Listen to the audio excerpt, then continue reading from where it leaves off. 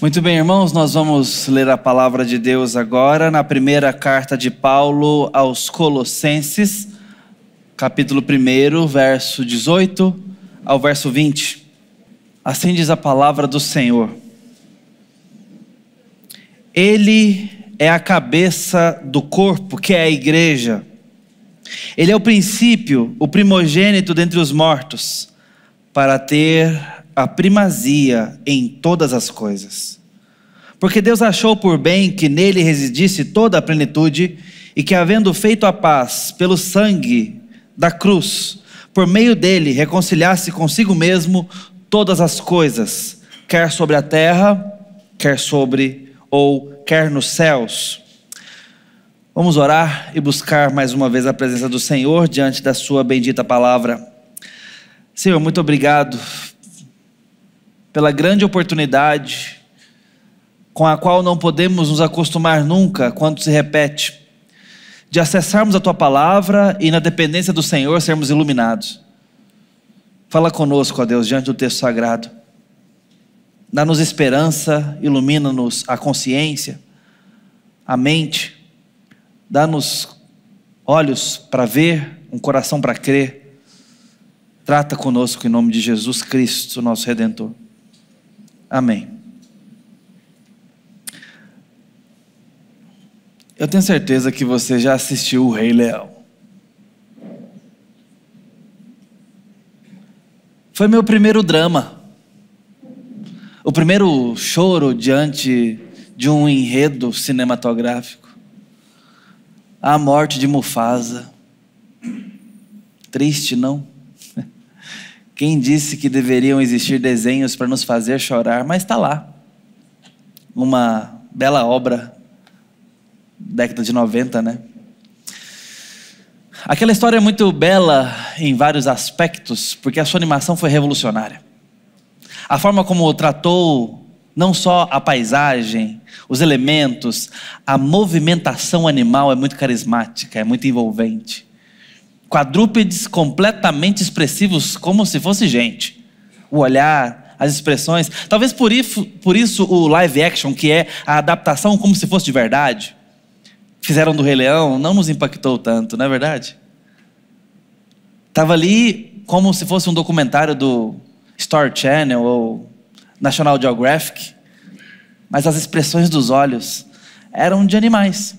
E animais nem sempre se comunicam com expressividade, certamente não como gente, mas na animação os artistas têm essa licença poética. Então, quando o leão está triste, os seus olhinhos ficam curvados em formato de meia lua para baixo. Faz uma caricatura no papel e você vai ver que assim você faz uma tristeza em qualquer carinha. É para ficar bravo? Então você coloca acentuado, diagonal, do centro para fora. Tá bravo. Tá feliz? Um arco circunflexo, meia lua agora virada para baixo. Tá feliz.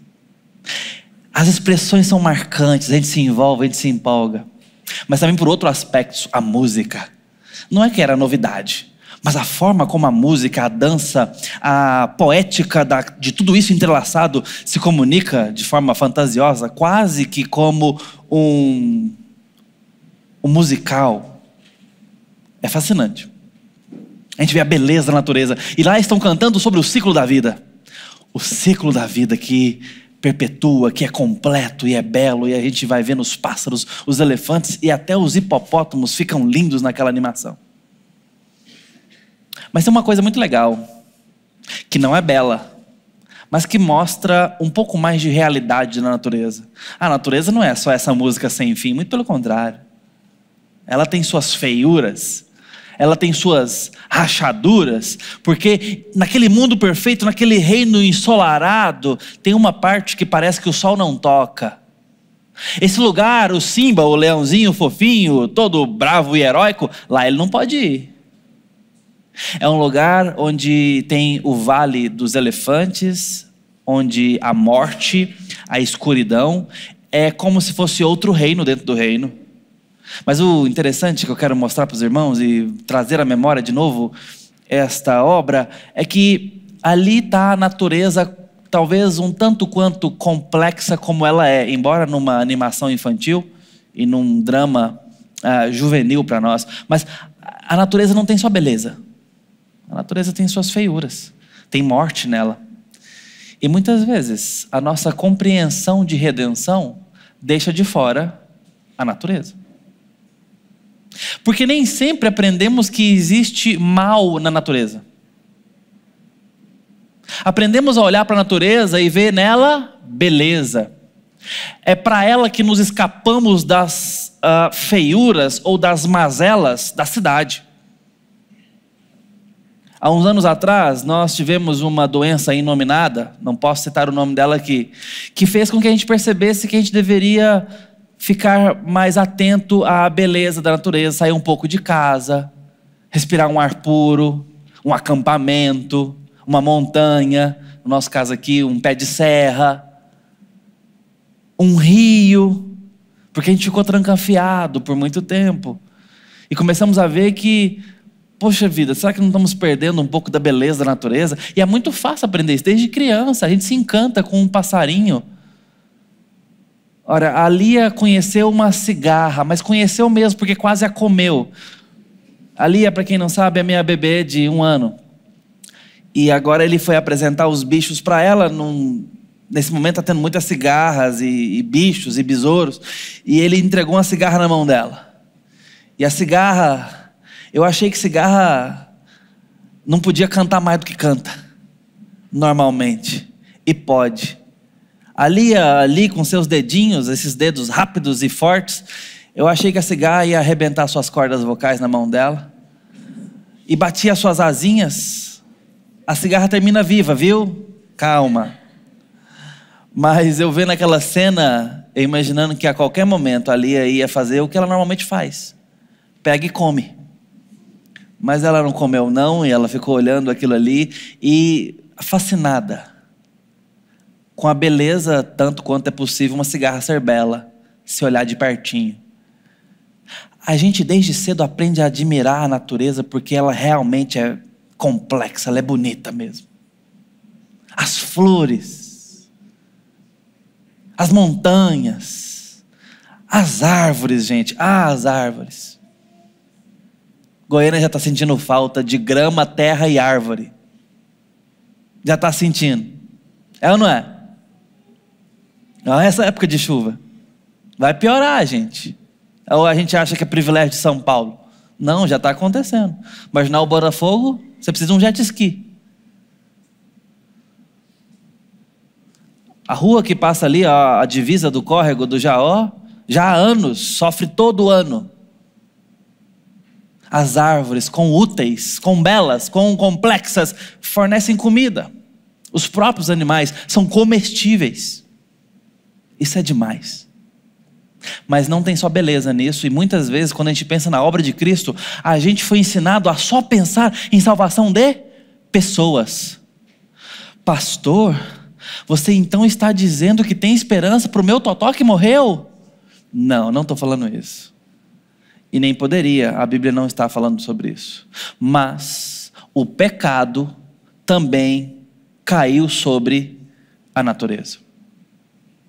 Quando Adão, o nosso representante federal ou legal, cai, não só ele é amaldiçoado e acometido pelo pecado, mas toda a natureza também. Nesse momento, diz a palavra de Deus, a natureza é sujeita à maldição. Ela é acometida pela maldição. Naquele momento nós tivemos várias relações corrompidas, várias facetas ou aspectos da nossa vida foram comprometidos e amaldiçoados. Veja bem, a nossa relação conosco mesmo, a nossa autoimagem, ainda estou falando do Adão, é comprometida pelo pecado. O homem imediatamente tem problema com quem ele é e como ele está. Estava tudo bem até o pecado entrar, mas a partir do pecado ele vê que está nu, tem vergonha e medo e se esconde da presença de Deus. Não é verdade? Segunda relação que é quebrada, a relação com o próximo. Estava tudo bem, até que então em algum momento ele passa a acusar e ser acusado. Então eles têm um problema social, um problema com o outro. Também o pecado afetou essa instância. Mas também há um aspecto maior com Deus. A relação com Deus imediatamente é comprometida e corrompida porque o homem se esconde de Deus. Ele busca abrigo, ele se protege de Deus quando Deus está chegando, porque ele tem medo de Deus. A relação com Deus foi comprometida. Deus agora não é só abrigo, não é só amor. Deus não é apenas a sua segurança. Deus também agora é ameaça. Deus agora é perigo, porque Deus é santo e ele não. Mas tem um quarto aspecto, tem uma quarta parede da corrupção. A relação com o meio e com a natureza também foi acometido.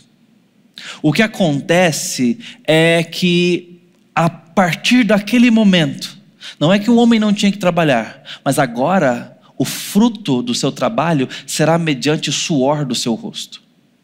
Há agora um aspecto de enfado, de exaustão, de pena.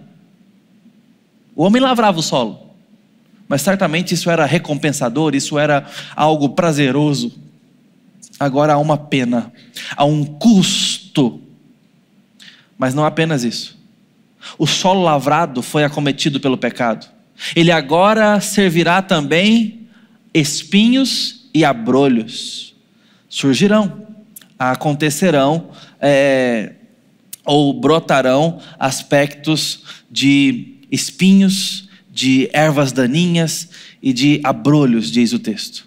O solo agora ele não precisa ser apenas cultivado, ele precisa ser lavrado. Você agora precisa colocar um metal na terra, me permita o anacronismo, para que a terra seja rasgada, para que ela seja cultivada, amassada e então possa produzir. Ela precisa ser limpa e purificada.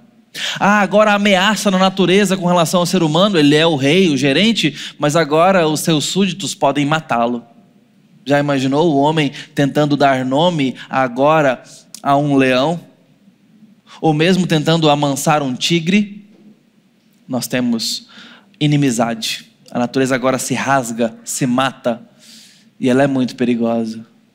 Você não chama uma cobra pelo nome, você não a domestica, você não a trata como um pet, embora alguém possa fazer isso, mas entenda o que eu estou dizendo. A natureza agora ela pode ser nociva também. Ela não é apenas bela, ela está sujeita a vaidade. Tudo isso foi quebrado e a nossa relação com ela é uma relação acometida. Romanos 8:20 diz: pois toda a criação está sujeita à vaidade, não voluntariamente, mas por causa daquele que a sujeitou. A ideia de vaidade aqui é de fragilidade, é uma ideia de algo que se quebra, algo que se perde, algo que é frágil no sentido de ser, porque agora está sujeita, não por conta própria, mas por conta de um juiz que a sujeitou. Pecado. O pecado abrange todo o cosmos. O pecado afetou a gente, nós com relação ao próximo, a Deus, a nós próprios, mas também com relação à natureza. No verso 21 de Romanos 8, fala que ela está cativa pela corrupção, é como se ela estivesse algemada. Imagine só essa natureza que nós tanto valorizamos, que tanto até idolatramos em certa instância ou de certa forma, da qual nós tiramos tanto proveito, tanta beleza, uma praia, um mar, um campo, tanto nos serve, tanto nos encanta. Essa natureza, a Bíblia diz que ela está como que cativa, ela está presa e sujeita à vaidade. Eu tenho certeza de que muitos de nós temos insistido em deixar de fora tanto a extensão da maldade na natureza, ou de quanto a natureza foi acometida pelo pecado, quanto também a redenção que se destina a ela. Porque na nossa órbita de redenção, nosso pensamento de redenção de Cristo só envolve pessoas e almas, e isso não é bíblico, isso não é verdade. A carta que Paulo escreve aos Colossenses quer tratar de gente que está colocando coisas a mais na teologia. Os Colossenses são crentes, mas a teologia deles tem uns pontos a mais que Deus nunca deu. E Paulo está fazendo cortando algumas arestas, está fazendo alguns ajustes aqui, alguns alinhamentos com eles. E eles precisam entender isso. Quem é Cristo? E qual a abrangência do que Cristo fez por nós? Ele mostra antes do verso 18 quem Cristo é, a sua superioridade, que Cristo é único, mas agora ele também mostra quem, ou melhor, sendo Cristo quem é, até onde vai o que ele fez, ou até onde alcança o que ele fez. E Paulo está dizendo, alcança toda a natureza, alcança todo o cosmos. O pecado condiciona a natureza à escravidão, verso 21 de Romanos 8, e o verso 22 conclui dizendo que ela geme. Ela não está feliz com a atual situação, mas continua dizendo que ela suporta as angústias do tempo. Mas tem uma terceira parte, a despeito do gemido e do suportar as angústias, aguardando a revelação dos filhos de Deus. Essa é a ideia de que a natureza pode assumir uma persona e dizer: nós estamos angustiados com o tempo e nós precisamos que aqueles que foram criados para lidar conosco corretamente nos trate como nós fomos criados para ser. Aguardando a revelação dos filhos de Deus, a natureza está com paciência aguardando redenção, aguardando o que Cristo veio fazer. De alguma forma a natureza sabe quem Deus é e o que Ele está fazendo. Não me pergunte em que nível de consciência e como isso se dá. A Bíblia não fala, e eu não vou fazer aqui nenhum devaneio de pensamento tentando imaginar isso, mas o fato é que é assim. A natureza está gemendo como que escrava, sujeita pelo pecado, não que ela cometeu, mas que o seu representante cometeu. E assim como por um só homem o pecado entrou no mundo e não só em corações humanos, há de sair por um só homem um novo Adão. É isso que está acontecendo. É sobre isso que Paulo está argumentando com a igreja em Roma, para descrever como a Bíblia fala da criação. A criação não, por um lado, é só beleza, por um lado ela não é só encanto, por um lado ela não é só proveito, ela tem também sua sujeição, sua escravidão, suas dores e até suas mazelas. Mas por outro lado, a redenção de Cristo também abrange a natureza, e isso tem que caber na sua teologia. Você e eu precisamos do que Deus está dando para a igreja em Colossos agora. Saiba que Cristo é sobre todas as coisas. O que aconteceu em Gênesis 3 amaldiçoou todo o cosmos, toda a existência, mas também o que Jesus fez na cruz alcança todo o cosmos, toda a existência. A ardente expectativa da criação, aqui no verso 19, de lá de Romanos 8, diz: aguarda a revelação dos filhos de Deus. É um aguardar, um esperar da manifestação da redenção perfeita, de um ser humano agora sim interagindo com ela perfeitamente. A nossa teologia precisa caber mais terra.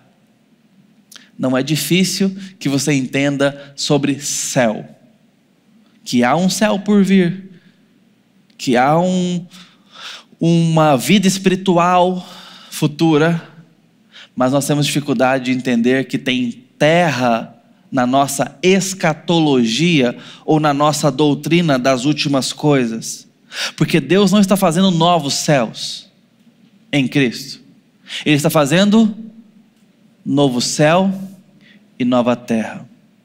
Esse é o mundo completo, complexo por vir, onde corpos serão ressuscitados e glorificados para ali habitar, onde Isaías vê o leão pastando com a ovelha, o que me faz ficar um pouco receoso se não vai ter churrasco no céu, mas esse é um assunto acessório e orbital, deixa de lado. Mas essa história do leão pastar me dá um pouco de desconfiança, me entenda bem. Mas o fato, brincadeira à parte, é que há harmonia de novo, e nós vamos falar sobre isso agora. Há animais nesse porvir. Há natureza redimida. Há um rio que corre. Há certas árvores cujas folhas servem para a cura das nações, que estão plantadas no meio de Jerusalém, a nova Jerusalém. Seja isso literal ou figurativo, e eu acho que é figurativo, a realidade que a figura aponta é maior do que a figura. Então é mais do que isso, não é menos.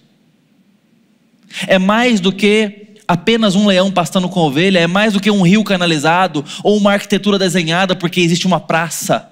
Não é mais um jardim bruto, embora belo. Tem pessoas vestidas, tem árvores e paisagismo realizado. A árvore da vida está lá, em algum momento, em algum local, plantada. É figura apocalíptica, mas que aponta para uma realidade ainda maior e mais complexa, mais completa. Falando do que vai existir, do que será. E corpos glorificados não são figuras, são realidade, que Deus já nos adiantou que assim será. Tem que ter mais terra na sua teologia. Nós vimos de uma escola muito platônica, o Ocidente bebeu muito disso, e nós temos uma dificuldade de ver virtude na matéria. A gente pensa muito no Espírito. Então a obra do Espírito Santo é só para o Espírito. Aliás, o Espírito Santo é para muito do evangelicalismo, boa parte do evangelicalismo, a pessoa favorita e da qual a única convivência é demandada. Porque nós temos uma mentalidade muito abstrata, muito espirituosa, no sentido de que Deus veio tratar o espírito. É muito comum que você vá a um velório de evangélicos ou de cristãos, de um modo geral, e você encontrar o seguinte, fala, o fulano não está mais aqui. Aqui está só a casca. Com palavras diferentes você vai ter essa nuance, e isso é meia verdade. A parte lógica e comunicativa, sim, ela é espiritual. É por isso que espiritualmente pode se dar comunicação. E antes que esse assunto fique um pouco tenebroso demais, é assim que acontece. Quando, por exemplo, você tem no Monte da Transfiguração alguma comunicação com espíritos ali, que Jesus apresenta. É assim que o próprio Espírito Santo comunica conosco, ou se revela na Escritura. É assim que pessoas são possessas por espíritos imundos, demoníacos, e assumem outra personalidade capaz de conversar com a gente. Eu paro por aqui, eu sei que presbiteriano não gosta dessa conversa, mas isso é espiritual. Agora, dá um passo para trás, para o nosso alívio, e a gente vai percebendo que a parte material, embora não tenha essa parte lógica e comunicativa, é a máquina que também somos nós, que usa inclusive das faculdades mentais para que o espírito atue com perfeição. O sensorial, os sentidos, o paladar, a visão, tudo isso é matéria. E isso, me entenda, também é espiritual. Acho que com essa frase a gente entende bem o que eu estou querendo dizer. Quando nós morremos, nós somos separados de nós mesmos temporariamente. Vamos para a presença do Pai temporariamente, que é chamado de paraíso. Isso não é novo céu. A matéria vai se decompor, é verdade. Mas o que é que Cristo vai fazer quando voltar? Vai ressuscitar o corpo e vai nos juntar conosco mesmos. E nós vamos ser a gente de novo. Seremos nós completos, integrais. Corpo e espírito. Ou alma. Na Bíblia isso é usado de forma indistinta, por mais que tenha gente que queira diferenciar isso aqui, não é muito justo com a Escritura. Ela trata espírito e alma de forma indistinta em momentos intercambiáveis, mas é uma longa polêmica teológica, mas eu passo essa perspectiva para os irmãos do meu ponto de vista. O que isso tem a ver com o que Paulo está falando aos Colossenses? Tem a ver que, em primeiro lugar, a obra de Cristo impacta a matéria. E nós precisamos entender isso. A gente precisa dessa musculatura teológica, entende? A gente precisa dessa musculatura. É como, às vezes, a gente vai fazer um exercício que um personal pode trazer, que é bem entendido da área, ou mesmo você entra num esporte novo, e uma semana depois tem partes do seu corpo doendo que você não sabia que existia. Porque você foi provocado em hábitos ou exercícios que você não tem o costume de realizar. Certo movimento, certa carga. A teologia não é muito diferente, no conhecimento não é muito diferente. Tem certas áreas da nossa teologia, do nosso conhecimento, que não são provocados costumeiramente. E a gente precisa ser provocado. Esse é um ponto. Paulo está provocando os irmãos e os ensinando. Vocês precisam colocar mais areia na teologia de vocês. Ele está dizendo, ele é o cabeça do corpo e da igreja. O impacto da redenção atinge, sim, as pessoas, os remidos e a igreja. E essa é a nossa zona de conforto, mas eu queria dizer algumas coisas disso para os irmãos. A primeira ideia aqui é de que existe um corpo, e a morte de Cristo faz com que esse corpo não apenas seja corpo, mas cresça, se desenvolva e pertença a ele, porque desse corpo ele é o cabeça, ou a cabeça. Cristo, na sua morte, ele conquista para si um eu integral que a igreja faz parte. Ele inclui em si o que a igreja é na história. Ele é a cabeça do corpo da igreja. Pela morte dele, a igreja historicamente entra na identidade do que Cristo é e do que ele está fazendo. Você consegue ver a importância disso? Por isso que a igreja é dita pertencente a Cristo, e os seus resultados pertencem a Cristo. Cabe a nós fidelidade, cabe a nós harmonia com a cabeça, cabe a nós sujeição e dependência e contentamento, porque a cabeça vai nos direcionar, vai nos guiar. Nós não podemos pensar pela cabeça, nós somos corpo. A igreja não tem que reinventar a Bíblia, muito menos atualizá-la. A igreja, ela se sujeita à cabeça bíblica de Cristo, ou que Cristo é, ou nela revelado é, entenda, de qualquer abordagem. A ideia é que nós pertencemos a Ele, e neles estamos constituídos, e Ele vai nos dar crescimento. A sua redenção provoca isso. E diz mais, ele é o princípio, o primogênito de entre os mortos. E aqui a gente começa a fazer essa transição daquilo que nós somos, e em pensar que a redenção alcança pessoas, agora já pensando como que ela alcança a morte. Porque Cristo é o princípio e o primogênito de entre os mortos. Você começa a fazer uma transição, porque o fato dele ser o princípio diz que nele todas as coisas foram criadas. Ele cria o mundo, sustenta o mundo, mas também ele é o primogênito dentre os mortos. Esse mundo que ele constitui, que ele cria e sustenta, nele tem morte, nele tem o vale da sombra da morte, nele tem a precariedade, nele tem o perecível, nele tem o derreter-se da vida, a morte em si, o devaneio, a frustração, tem até o pecado. O que fazer com isso? Pois bem, a esperança está no verso. Ele é o primogênito dos mortos. Em algum sentido, Cristo é o primeiro com relação aos que morreram. O que eu e você podemos pensar disso? Bom, ele é o primeiro a ressuscitar, pastor. Se a gente pensar um pouquinho mais, a gente vai ver que não. Outros ressuscitaram e alguns nem morreram. Não é verdade? Você pega Lázaro, você pega a filha de Jairo, e outros exemplos mais longínquos no Antigo Testamento. Homens que andavam com Deus e que um dia Deus pegou para si. Não é esse o ponto. Não é a ressurreição.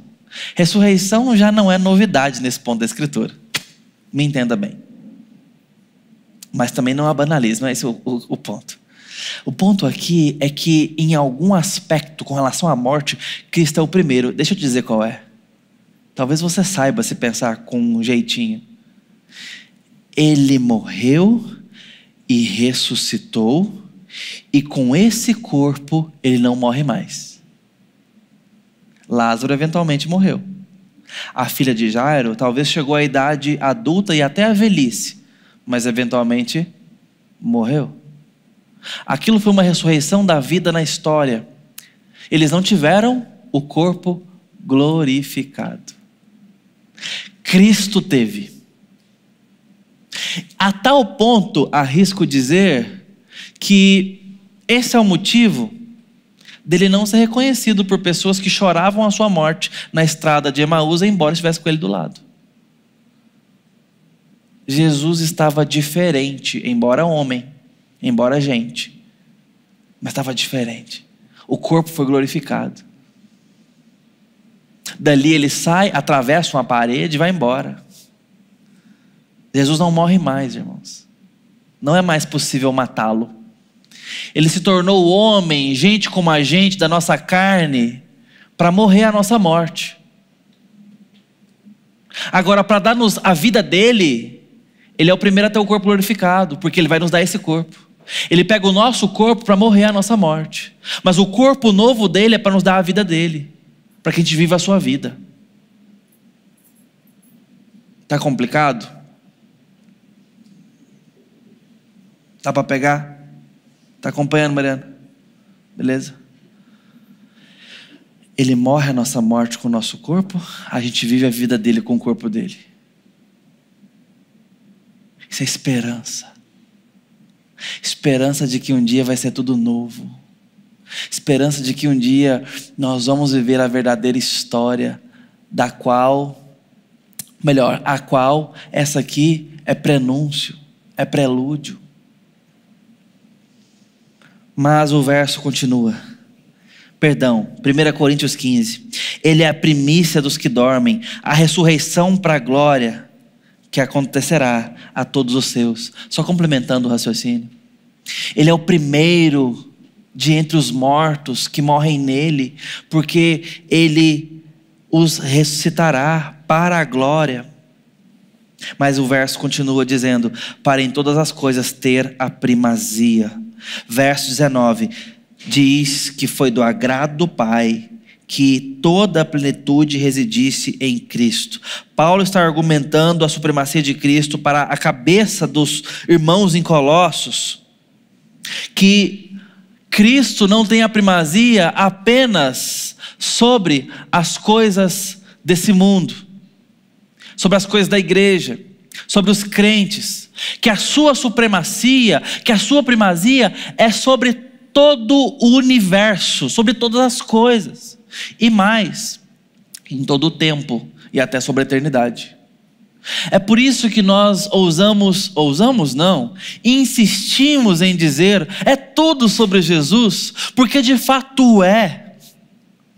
Se Cristo na nossa história não está tendo primazia, nós não o respeitamos como deveríamos, porque Ele é prioridade.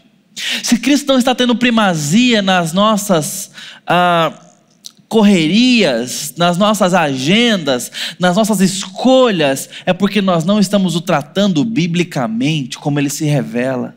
Porque em todas as coisas, sobre todas elas, Ele é o primeiro e o último. E a ideia é que em todas elas Ele tenha primazia sobre todas as coisas, pois toda a plenitude reside nele. Ele é a imagem perfeita do Deus invisível.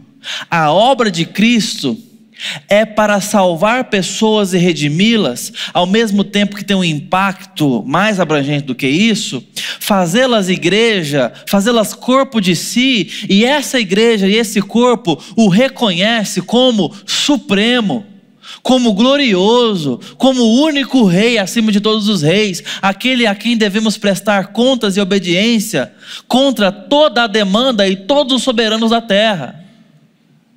A obra de Cristo faz isso em nós, nos dá esses olhos, nos transforma assim. Mas em último lugar, vem o versículo 20, mostrando que a obra de Cristo, o impacto da redenção que veio na morte da cruz, vai além de nós, vai além da igreja, vai além da fé.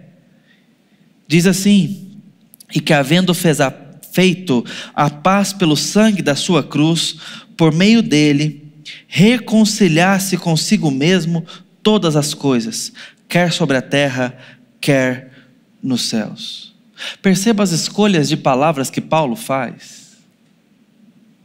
Ele está reconciliando consigo ou nele a partir da cruz e buscando a paz ou a promovendo sobre todas as coisas. E para ficar muito claro o que significa todas as coisas, Paulo ainda usa a seguinte expressão: quer sobre a terra, quer nos céus. Entenda, é sobre todo o cosmos, toda a existência, sobre os corpos celestes ou mesmo terráqueos, é sobre tudo, em todo lugar.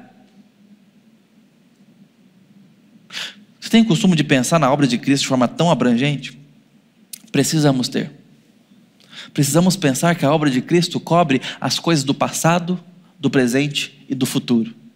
Cobrem Goiânia, cobrem Jerusalém, cobre o Irã, cobre os Estados Unidos da América, cobre Aparecida de Goiânia, cobre o seu bairro, cobre tudo, em todo lugar, em todo tempo. Cobre. E a redenção de Cristo é uma obra que cobre toda a existência. Pastor, isso significa então que todos serão salvos? A Bíblia já disse que não é isso que acontece. Quem é salvo é o corpo de Cristo. Se tem algum membro que não faz parte do corpo de Cristo, não está redimido. Não é esse o caso. Não é esse o ponto aqui. O ponto é sobre o alvo da redenção. E o alvo da redenção é o corpo de Cristo. E isso que ele está fazendo com o cosmos. Então, de alguma forma, os não redimidos não participarão disso aqui. A tristeza só aumenta. Mas a perspectiva de condenação e de inferno, que não é o foco desse texto, então não posso gastar muito tempo aqui, é para nos causar tristeza mesmo. Porque não há alegria ou contentamento fora da graça de Jesus. Não há esperança fora de Cristo mesmo. Agora, a obra de Cristo trata com gente fazendo a corpo de Cristo e mais, dando o universo reconciliado com Cristo. A redenção na cruz afeta e importa definitivamente com a natureza ou sobre ela. O que Cristo está fazendo é promovendo a verdadeira paz mundial que os Jogos Olímpicos sequer conseguem sugerir direito hoje em dia. Não é uma paz mundial promovida pela solidariedade ou pela comunhão das nações através dos esportes. Nem mesmo através da redenção da natureza. No sentido de salvar a Amazônia, no sentido de despoluir os rios. Essas coisas são importantes? Claro que são. Mas a paz mundial não é promovida nesses termos, nem dos esportes. Não é um esforço político ou humanitário. Não é. A paz mundial é algo que Cristo faz, não nós. Nós não podemos.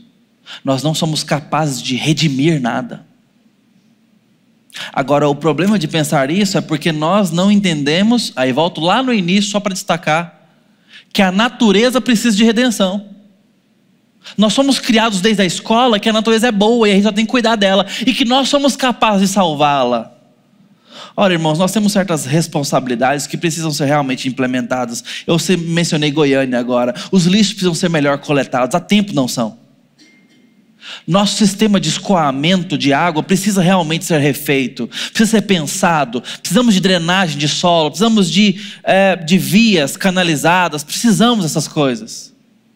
Precisamos de mais árvores, para não sofrer com o impacto da chuva, e termos na chuva apenas a bênção da chuva, e não o pavor da chuva, com medo de levar carros, de levar casas. Para dar um exemplo de que sim, devemos ser responsáveis, cuidadosos, mordomos, como fomos criados para ser com relação à natureza.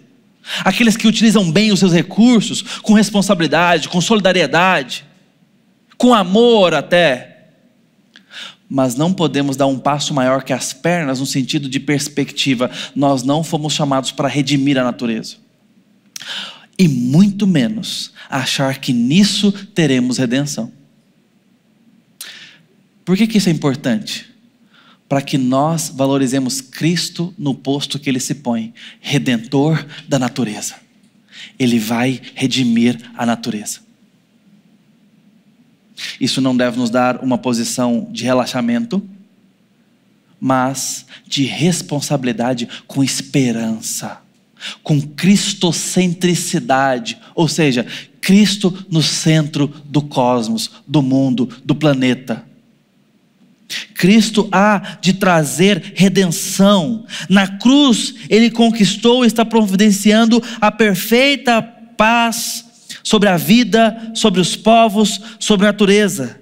A cruz de Cristo não tem a ver apenas com salvação pessoal, mas também com o reordenamento, a purificação do planeta ou dos planetas. O que Cristo está fazendo é preparando uma eternidade para a gente morar, onde Ele é glorificado para sempre.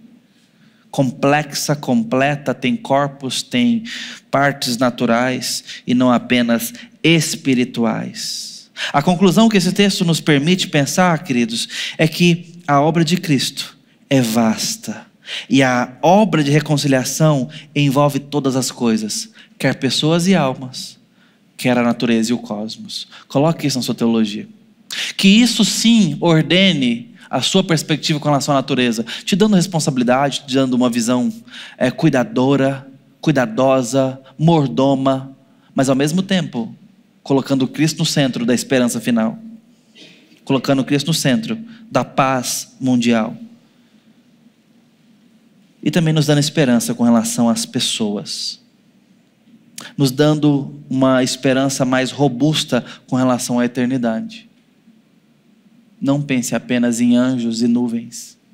A eternidade é feita de terra. Talvez terra entre as unhas. Deixa eu te provocar nesse sentido. É mais terrena do que a gente costuma pensar. Seja mordomo, seja responsável, seja amoroso, seja solidário.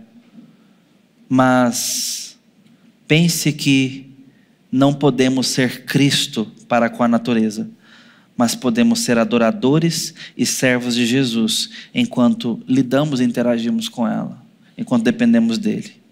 Nós não podemos espelhar perfeitamente o Redentor. Essa é uma obra que vai glorificar a Cristo, reservada a Cristo. Portanto, deve fazer parte mais da nossa esperança. Glorifique a Cristo, porque esse futuro está vindo para o corpo dele, para a igreja dele. Esse futuro perfeito, pleno e restaurado. Um futuro que está nas mãos de Cristo, que sobre todos é rei e sobre tudo deve ser glorificado. Que isso te motive a pensar a evangelização de almas e também a alargar a sua vista com relação às coisas. Cristo reina. Louvado seja o nome dele. Amém. Vamos buscar o Senhor em oração. Deus bendito, nós nos colocamos com humildade diante do Senhor, pois Tu nos revelas a Cristo Jesus, soberano, supremo, reconciliador. Pai, que o Senhor nos motive e nos direcione em direção àqueles que não foram alcançados, àqueles que não receberam ao Senhor, aqueles que ainda estão fora do corpo de Cristo. Nos dê apego, nos dê compaixão, nos direcione e encoraje a pregarmos o Evangelho do Senhor Jesus, para que alcancemos mais pessoas. Mas também nos dê uma visão com esperança para com a natureza. Uma visão, ó Deus, responsável, uma visão apropriada, mas também uma visão que coloca Jesus no centro da nossa esperança, e não das ONGs, e não das forças políticas. Ó Deus, em nome de Jesus, nos dê bons governantes, nos dê boas políticas, nos dê boas ONGs, só não nos faça confundir as coisas, ó Deus. Não nos permita que nós nos confundamos, ó Deus, com o que é a redenção dessa vida, com o que é a nossa missão nessa vida, onde realmente encontraremos descanso e esperança. E que Jesus reservou para si certos aspectos que enchem o nosso coração de esperança. Aspectos que estão por vir, mas que certamente acontecerão. a tua igreja verá um novo mundo, um novo céu e uma nova terra, perfeita. E nós te glorificaremos nesse lugar. Em nome de Jesus. Amém.